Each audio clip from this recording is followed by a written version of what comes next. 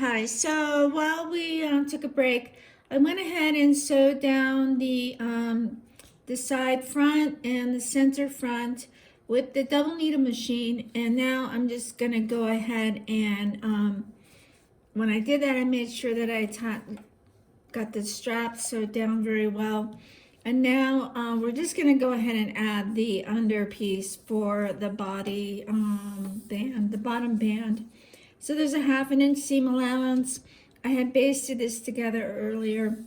I made 2 different straps with 3/8 inch. This is 3/8 inch rubber, and this is a 3/8 inch swimwear elastic. The swimwear elastic is so much thicker, so this is why I don't like to use it for stuff like this. But if it's all we can get, it's all we can get. The rubber comes out so much thinner and it stretches and recovers nicer. So I just made short pieces for this video, but now it's 3/8, so I'm going to turn this back. Our tunnel, we have a 1/2 inch seam allowance, so it's going to be tight. It's going to be so here, so I'm going to make sure that I've left enough room.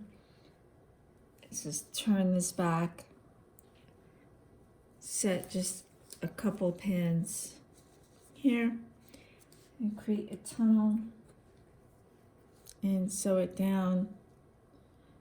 I always like from the front, I always back this in 1/8 of an inch so it doesn't hang out, and same on both sides. It's just a little trick so that you don't get this part showing on the outside of your swimsuit.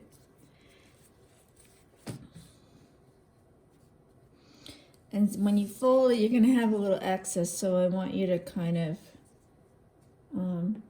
if you want to be really particular, you can run a basting stitch and pull it slightly to make it taut, or you can just add a couple pins and stretch this a little bit as you sew it.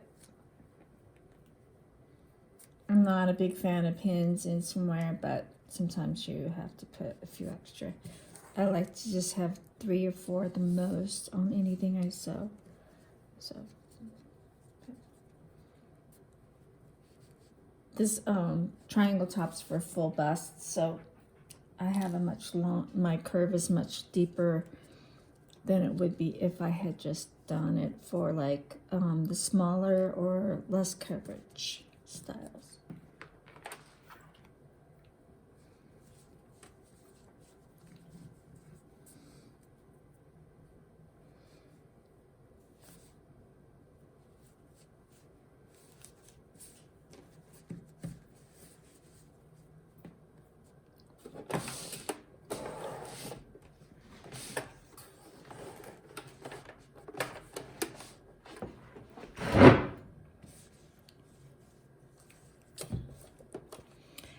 Now you're going to go on top because you don't want the fluff thread on the top showing. So make sure you know you're on it, bottom. And set the machine exactly at a 1/2 inch here on your stitch gauge, and give yourself as much as possible. Straight stitch.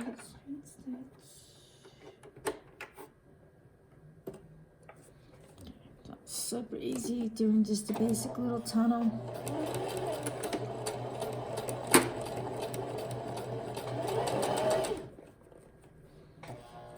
Just feel with your finger that you're catching it.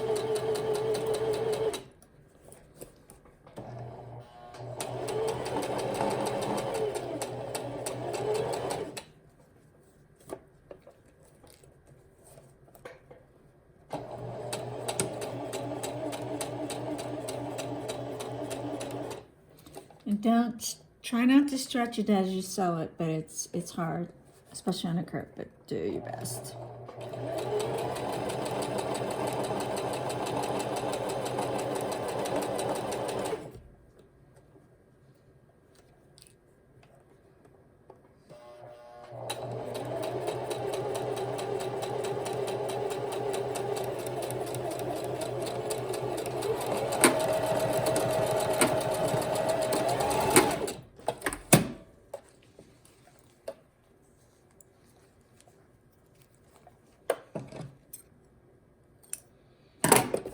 So I've got a little bit of puckering, so would go over to my machine and just press that out so the puckering is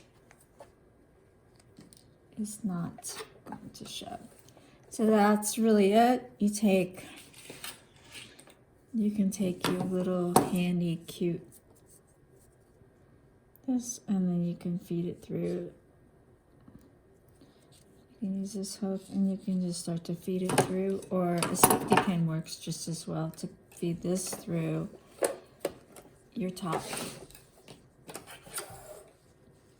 through the tunnel, and you're done. Now you got to remember which side was the front, and this is the side. Side's a little straighter, the front's more curved.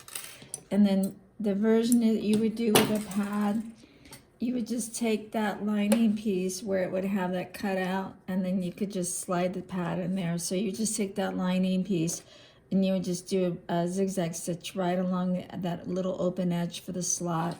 But otherwise, making the two tops is exactly the same. So I'm sure you have questions, and I'll go over them with you now. Thanks.